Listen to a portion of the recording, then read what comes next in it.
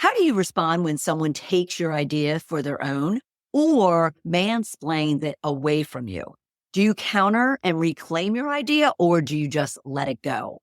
Do you understand what mansplaining is and how it impacts your credibility and leadership style? It's important to understand taking credit or stealing someone else's idea doesn't look good for anyone, not for the one who takes it and not for the one who allows it. Our guest, Kelly Meerbott, is here to help you understand what mansplaining is, the effect it has on one's leadership style, and how to reclaim ownership of your own ideas and contributions. Kelly sees the challenges many leaders have when it comes to feeling bold, empowered, and leading with authenticity and boundaries, while also owning their ideas, opinions, and contributions, or reclaiming them. You will walk away with some specific strategies and tips that will elevate your confidence, empower your leadership, and elevate your credibility in the workplace. Stay with us. Welcome to Shedding the Corporate Bitch, the podcast that transforms today's managers into tomorrow's powerhouse leaders. Your host, Bernadette Boas, executive coach and author, brings you into a world where the corporate grind meets personal growth and success in each and every episode. With more than 25 years in corporate trenches, Bernadette's own journey from being dismissed as a tyrant boss to becoming a sought-after leadership coach and speaker illustrates the very essence of transformation that she now inspires in others with her tips, strategies, and stories. So, if you're ready to shed the bitches of fear and insecurity, ditch the imposter syndrome, and step into the role of the powerhouse leader you were born to be, this podcast is for you. Let's do this. Kelly, welcome. How are you? Bernadette, I am so good, especially since we are twinning and So twinning. So can we just say for your audience, we have never met before, right? Right. And this happened. And there's some off audio things that we talked about that are really synchronous. So I am so excited to be here, and I love your work. I listened to your podcast, and thank you. As a guest is not only an honor, but I'm very grateful. Well, and I appreciate you being part of it because I think some of the subjects you cover are very near and dear to our listener and viewers' hearts, even though they may not want them to be, like our conversation today about mansplaining. But before we get into that, I love our audience to really get to know our guests personally on a personal level. So can you share with us a little bit about Kelly? Yeah. So at the core of me, Bernadette, I'm a little kid that wants to have fun and make mischief and change the world. So I'll tell you something that only people close enough, well, now, obviously, when I say this, it's not going to be that, but my husband and I love karaoke. And my go-to song is You May Be Right by Billy Joel. And if you know that song, just for those people that don't, the hook is, you may be right, I may be crazy. So there you go. I mean, that's me. I'm very curious about the world.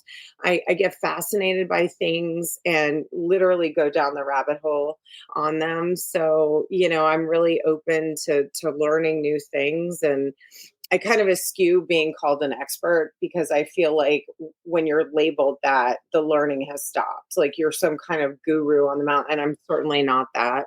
Right. I'm just somebody who goes through life and learns and shares things so that other people don't have to suffer. I absolutely love that. And you're so right. I mean, until I am 6 feet under, I want to be learning and growing, making mistakes, succeeding. Yeah. I don't want to ever get complacent. I just want to know that there's always something more that I could know, which even for our very seasoned and I'll say mature listeners and viewers in the corporate world, I think even this subject is going to be kind of an eye-opener for them, and because it's not talked a lot about. So we're going to get into mansplaining and what that's all about, but I think we need to define it. I think you're going to need to provide some context around it, because I think many people confuse what it is. Yeah, I mean, it is literally a condescending way to tell a woman or somebody who is not a straight white man something that they know, right? So I'll give you an example because I find that stories really kind of codify the definition. I had, or I still have, a client right now who's a COO, and he's in his mid 70s, and he wrote a book in 1984 on leadership. So he is constantly explaining to me what leadership is, even though I have made a career out of that.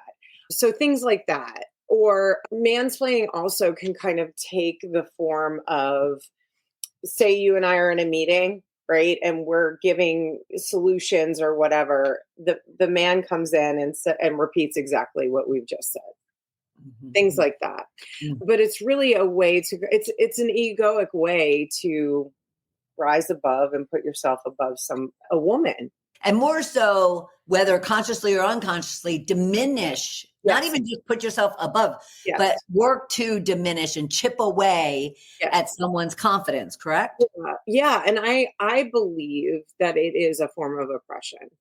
I really do, because it's a power over dynamic, right? It's, I know better than you, and let me explain that. And it's like, Yes. no, you don't need to know. Like, I had a guy who tried to explain to me how the government works. And I was like, do you know what I do for a living? And he was like, no. I said, I'm an executive coach to high ranking officers in the military, leaders at DHS, DOT, FEMA, TSA. And he goes, well, obviously, then you know how crazy they are. And he turned and walked away. And I was like, okay.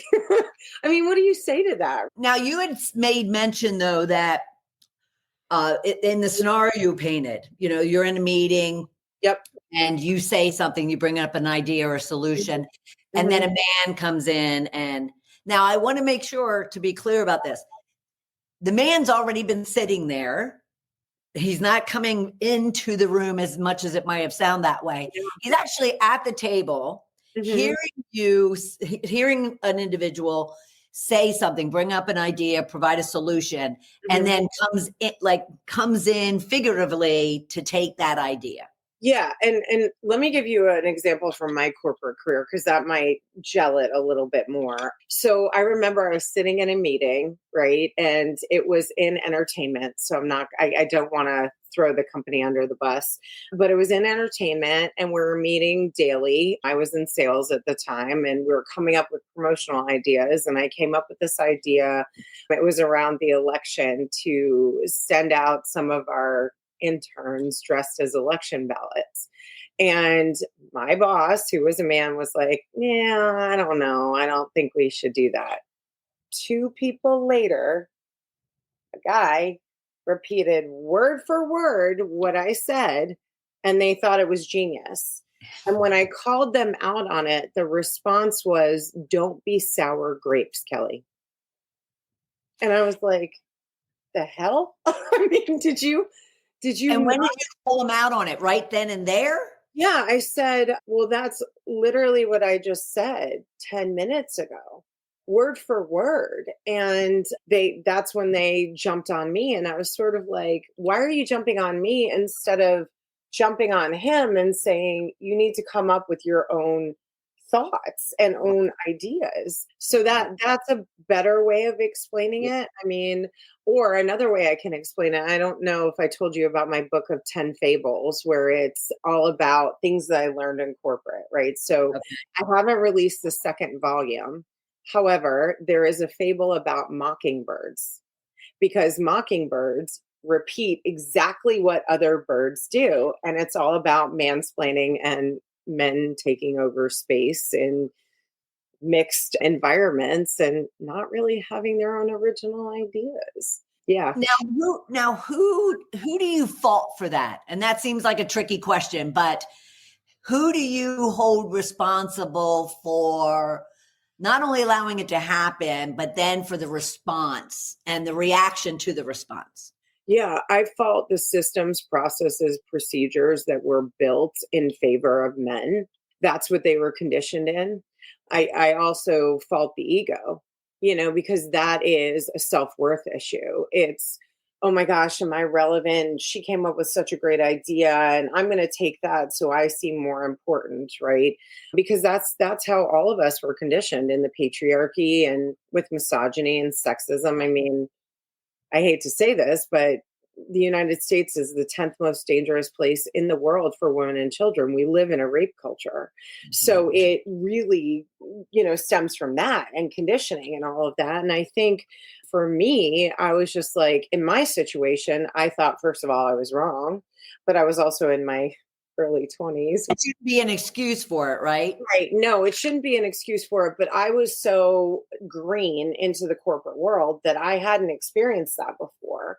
And when I went to college, I don't know if you experienced this, I was told the myth that we've broken the glass ceiling and that doesn't happen anymore. So I think going back in my mind's eye, I was really in shock because I I couldn't believe that this guy in real time was stealing this idea and they were jumping on, like I said, they were coming down on me and not on him. And it's almost like this surreal kind of coming out of your body, sort of like, is this really happening? Yes, I So agree. I found in your illustration that everyone in that room was responsible. yes, I The agree. the Mhm. the leader of the meeting was responsible for not calling it out. The Yeah. individual who mansplained obviously was guilty. Yep. People that didn't support, and raise their voice are guilty and not supporting a colleague. And Yep. then and then in a sense, because you write about this and I'm curious about it, I'm going to say you in this instance, because it was you in the Yeah, scenario. absolutely. It's all about how one raises that up so Mhm. that it's not taken as if it's defensive or, someone's insecure or complaining. So you talk about communication is also a real key part and a skill when Yes. it comes to, in the case of our conversation today, reclaiming one's ideas or sharing one's ideas. Can you help us understand how that is? Yeah, so I love that question. Thank you for that. As I was listening to you, I was thinking about, and let's strip away the politics of it, but Obama, who is married to a strong woman, has two strong women daughters. In his administration, the women in his cabinet came together to amplify each other's ideas so that they weren't taken. And I think as women, since your podcast is called Shedding the Corporate Bitch, part of our problem is, again, go back to the patriarchy, right? It's a distraction to pit us against each other. If I had other women that I was aligned with in that room and they amplified my idea, it probably wouldn't have happened. Right. So, you're exactly right. I think all of those people were responsible. But if you go to the root of the issue, it starts with these systems, and it takes all of us, including men, to dismantle them because 70% of my practice is white straight men between the ages of 35 and 65. In fact, there's a joke among my team that I'm called the white guy whisperer, and the biggest challenge that they have is they feel like they are not part of the DEIA discussion, right?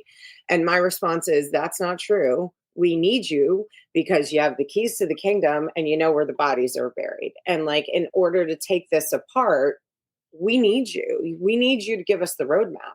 And they usually get that. This has always been a rub for me. Okay. And when it comes to men and D&I, is if you go to a good many women's summits, there are very few men on the stage Mhm. or in the audience, but I'm more interested in those on the stage. Yeah.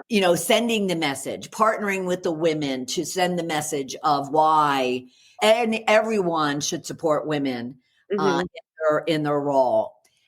What is your take on that as far as what you just said? The men want to be part of the conversation, or that's what they're raising up to you. And yet, even I think women are failing in making sure that they are at the table or on the stage. I think you're right. There are some men that are great and they're allies, advocates, and accomplices for all of us. And I call those the unicorns or my enlightened white guys.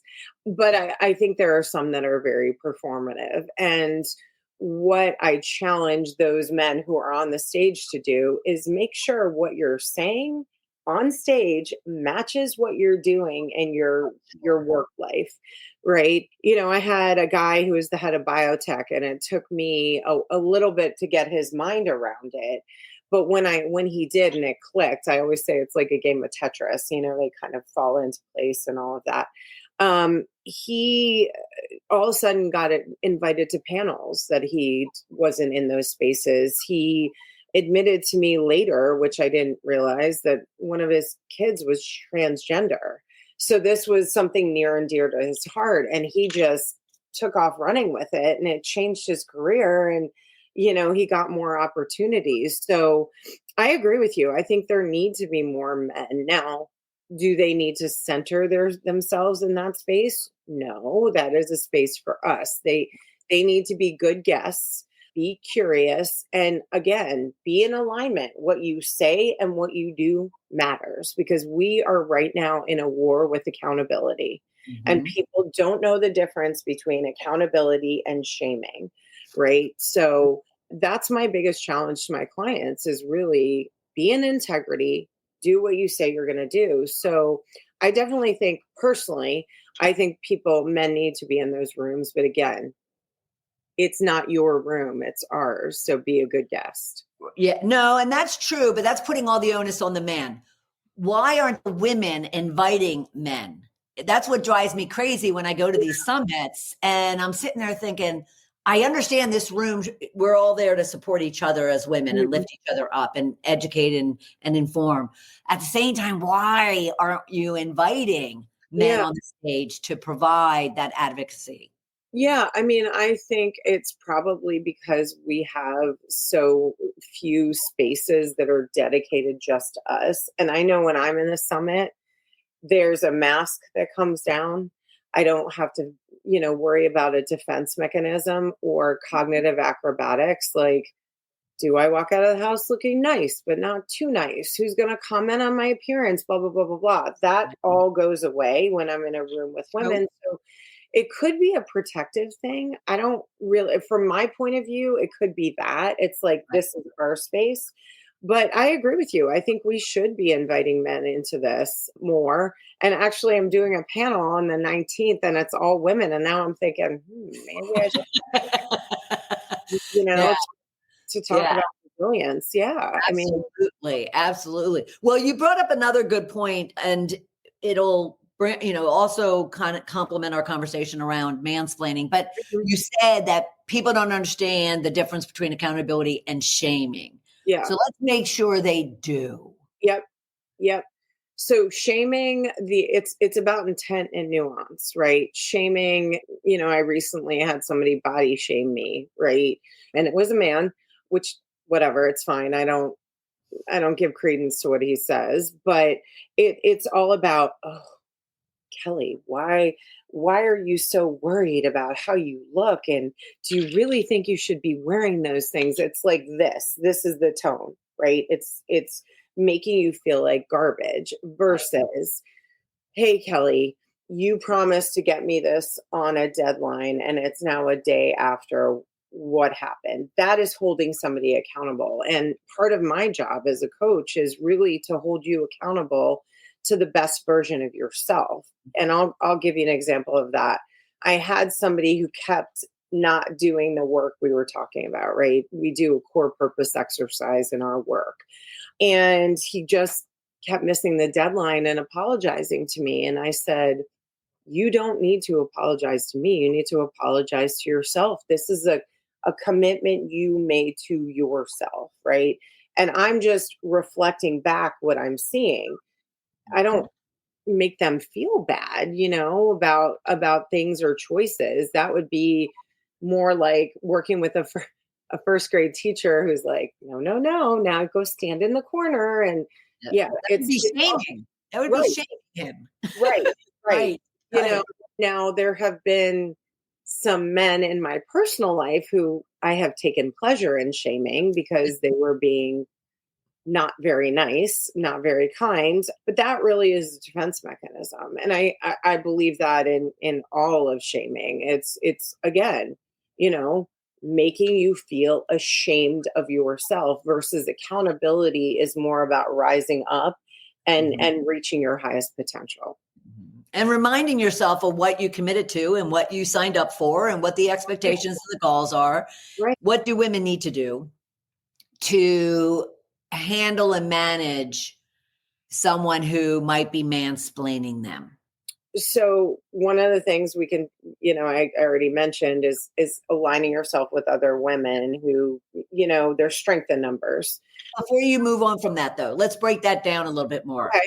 Were you suggesting that if they have other women on the team, they should intentionally and purposely come together and discuss how they're going to support each other, how that in a meeting, if something should come up, they should, you know, support them and, you know, kind of echo back what Yes. that individual said? Is that specifically what you mean when it comes to aligning with other women?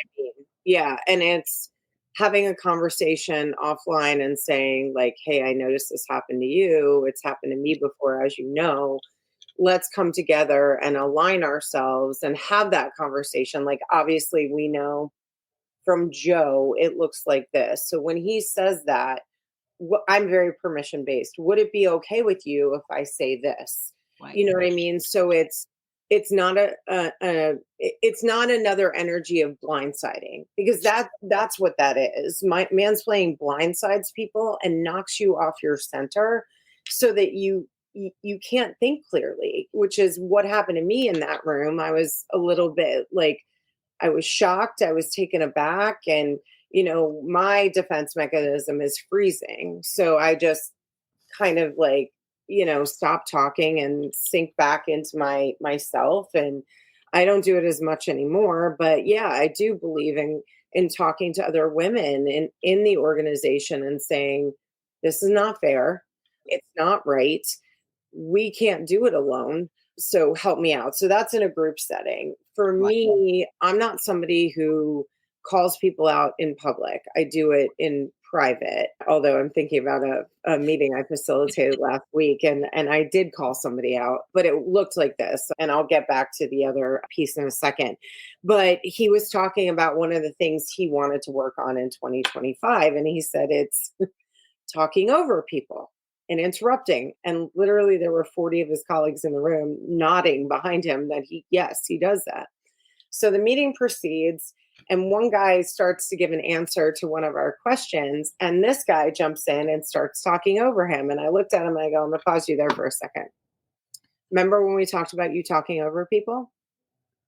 And literally the room erupted, and he was fine. Like, he was fine because I did it very tongue in cheek. And, you know, again, that's not shaming.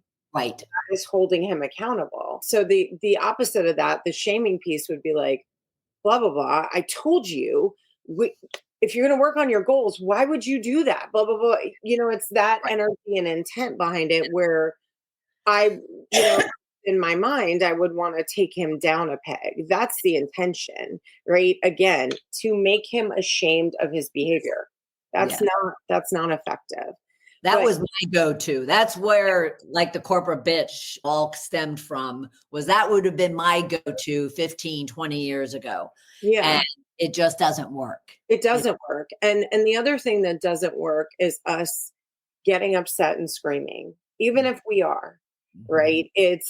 I remember that person who wrote the book, like I told you, was mansplaining to me in the middle of a meeting. And my response was, okay, because I know that as women in leadership positions, we do not have the grace and space to get upset, because what happens? We're labeled bitch, aggressive, assertive, crazy, hysterical, emotional.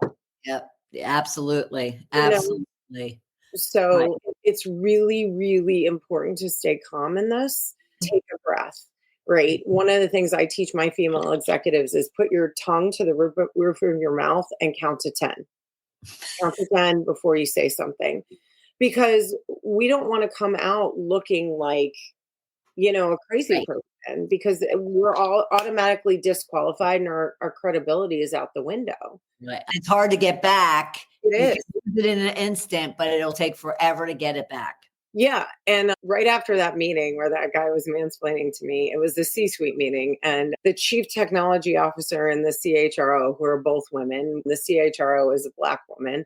They came over to me later and they were like, so I bet you're not going to ever, forget that word again. And I go, nope. And then they said, but we really liked how you put him in his place. I didn't do anything but say, Okay. okay. And guess what? 3 days later, I got an apology email from him. I would say the other thing in terms of mansplaining, right? Especially if you're an introvert and you don't want to, again, it's not a good idea to call them out in a group setting, because what will happen is the other men will either pile on or do something else to discredit you, right? Right. What I like to do is say, can we have a conversation? And I do it right away. It's kind of like we were talking about our dogs, right? If your dog pees on the floor, you're not going to be like 10 minutes later, correct them. You want to correct them right there. Right. So I'll basically say, listen, I noticed in that meeting that you were XYZ, whatever it was. I had already said that, and I'm just wondering where the cognitive dissonance is. Like, what made you do that? Or what made you, and I don't use the word you because it puts people on defense Yes. immediately. So I'll say, I understand like that information was being shared, and I had already said that. So I'm just wondering where my gap and blind spot is, right? To give them a little bit of grace to understand and let it click in, like I Mhm. said, like Tetris, right? And usually it does, and they will course correct. In fact, that guy, I was in a meeting with him last Monday, and he even made fun of himself. He goes, I did everything short of bludgeoning Kelly over the head. And I was like, he goes, do you remember that meeting? I'm like, mm-hmm.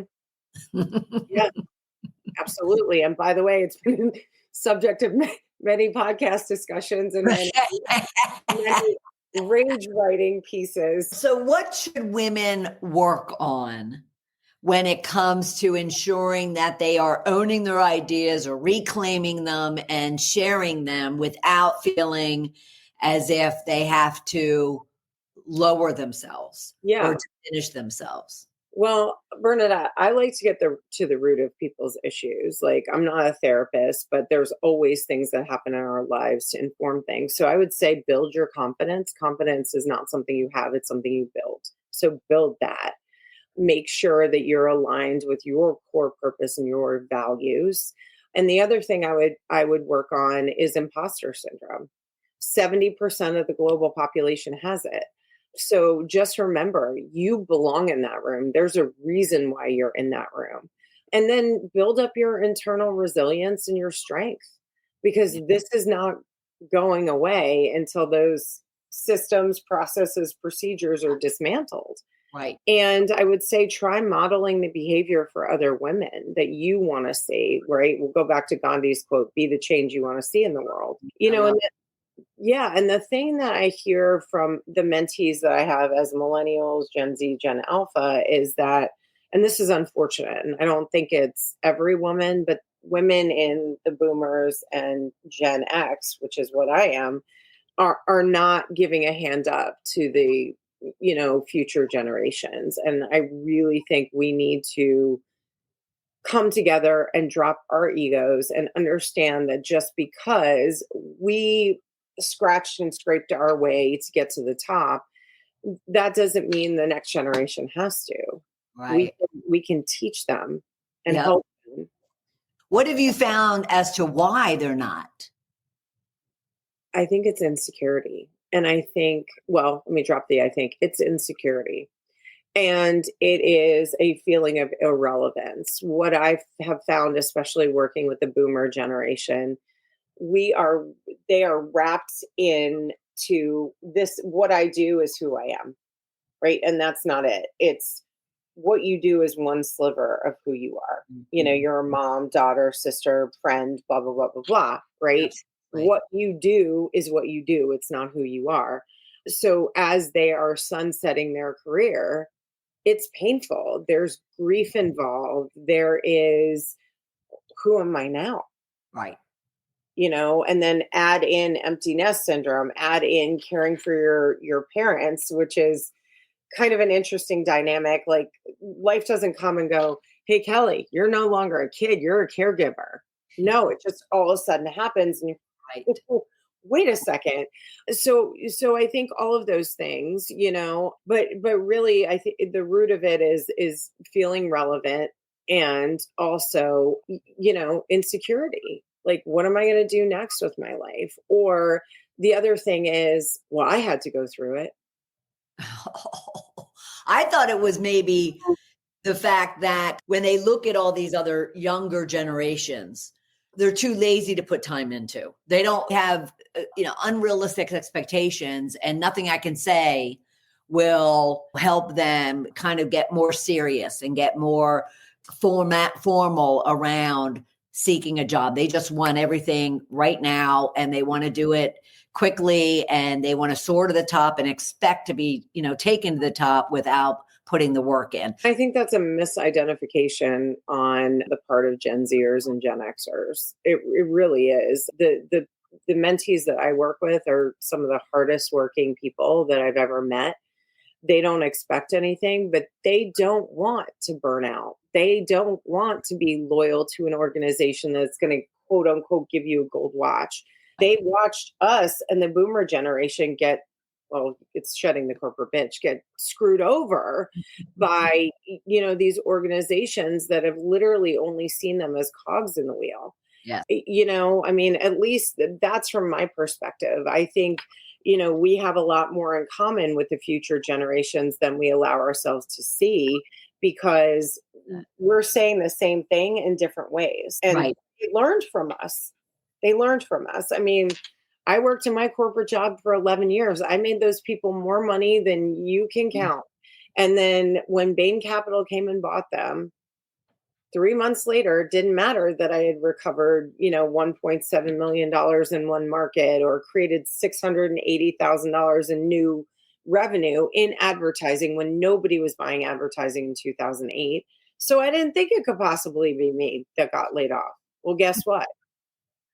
It was. When it comes to mansplaining in our conversation today, you talked about confidence, work on confidence, work on communication. Are those the big ones, the big tips that you would say that is absolutely a focus that you should do? Is there anything else that they should be working Yeah, on? so there's this technique that I teach my clients. It's called alpha tonality. And if you look it up, you're not going to find it. You're going to find men trying to pick up women. Okay. But alpha tonality in this context is staying really calm, right? So, like, the example of me looking at this gentleman and going, okay, with no expression at all, drop your voice down an octave and stay as calm as you possibly can.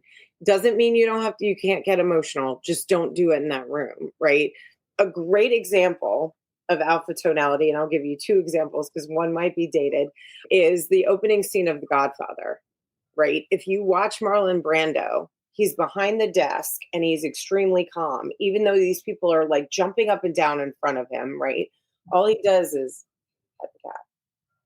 And then when he does talk, it's very, like, in very little words, he'll say things like, my wife is godmother to your daughter, and you've never come to me in friendship.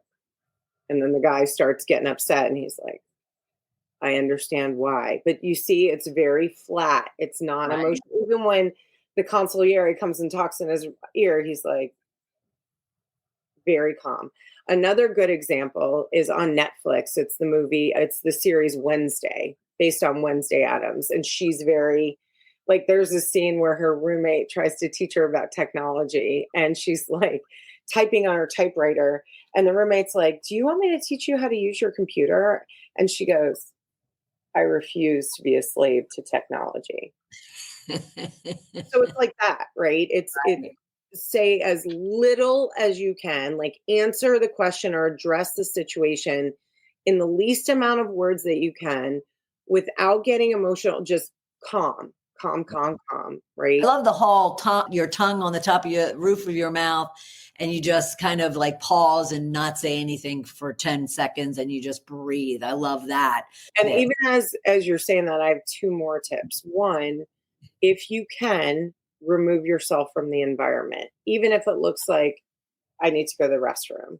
So you can bring your central nervous system down, right?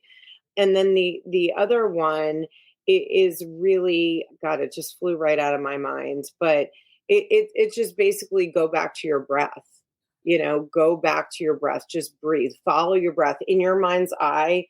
Give your breath a color. So, in blue, out red, or whatever, just to kind of like, again, just calm yourself down, because we don't have the grace and space to get as upset as we want to, Mhm. right? But yeah, I mean, I think all of those tips are really good, and they're easy to practice, and you can do it wherever. I mean, also the other thing you can do is, if you're aligning yourself with other women, help allow them to call it out. You don't have to do it, but Right. you want a trusted, consenting relationship with that person. Yeah. They can also give you good feedback. They're outside and they're observing. So yeah, those are definitely some good tips to And for the men, check yourself, man. This is a great way to do it.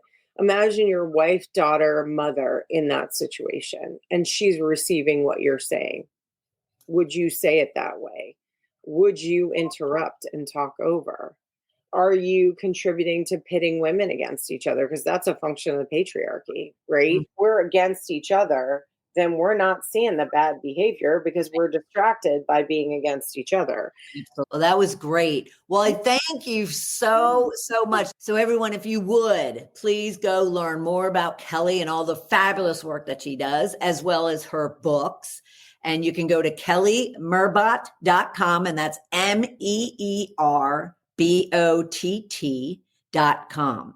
Yep. And then also follow her on LinkedIn. Again, just look up Kelly, although you can go to @Kelly A. Meerbott and find her there. And of course, get her book. And she mentioned one of the fables about mansplaining that is in her book. So you can go onto her website, kellymeerbott.com/books, and find that there, as well as look forward to the second version that she had mentioned, right? Yes, yes, yes. Yeah. Thank you, Kelly. I so appreciate it. It was great having you. Oh, my pleasure. And thank you for the work you're doing. It's really important to have these conversations because that's where change happens. So I appreciate that. What did you think about this discussion on mansplaining with Kelly Meerbott of You, Loud and Clear? Now, I know from my own personal experience over the years, mansplaining has been a common occurrence, and I've had my own journey in how to deal with it. Initially, very reactive, and then over time, really working on myself internally, confidence wise, empowerment wise, boldness wise, even, the use of words and the use of posture and behavior.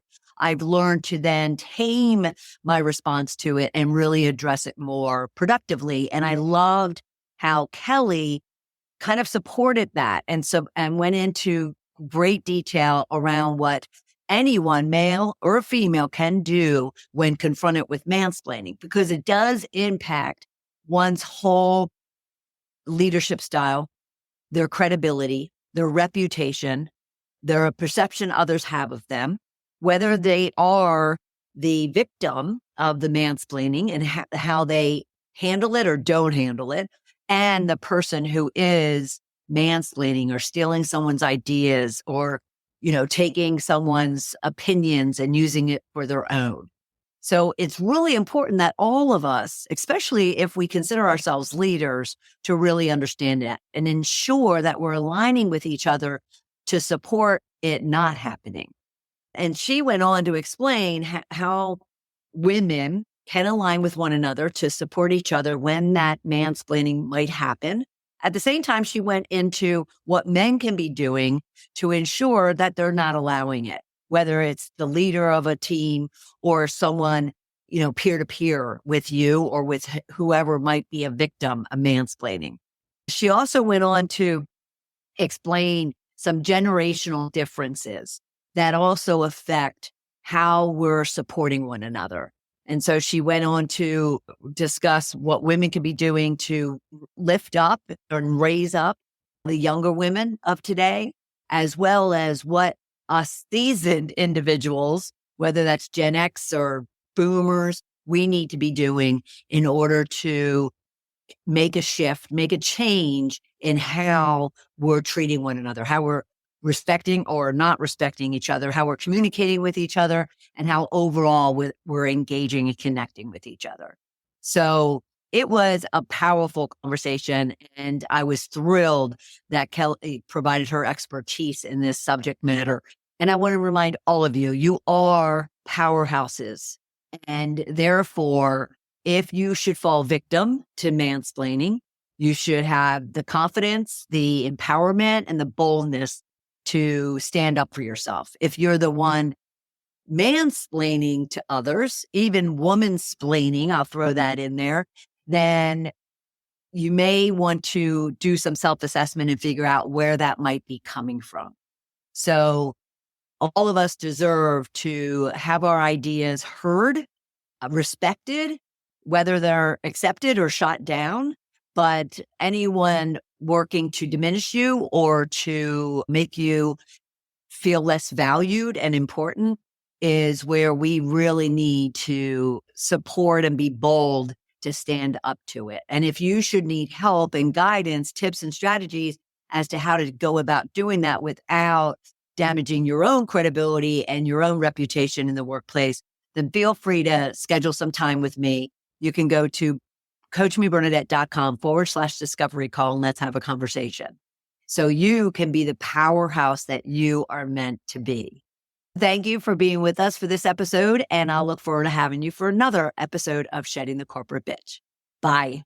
Thank you for tuning in to today's episode of Shedding the Corporate Bitch. Every journey taken together is another step towards unleashing the powerhouse leader within you. Don't miss any of our weekly episodes. Subscribe to our podcast on Apple Podcasts, Spotify, or wherever you love to listen. And for those who thrive on visual content, catch us on our Shedding the Bitch YouTube channel. Want to dive deeper with Bernadette on becoming a powerhouse leader? Visit balloffirecoaching.com to learn more about how she helps professionals, HR executives, and team leaders elevate overall team performance. You've been listening to Shedding the Corporate Bitch with Bernadette Boas. Until next time, keep shedding, keep growing, and keep leading.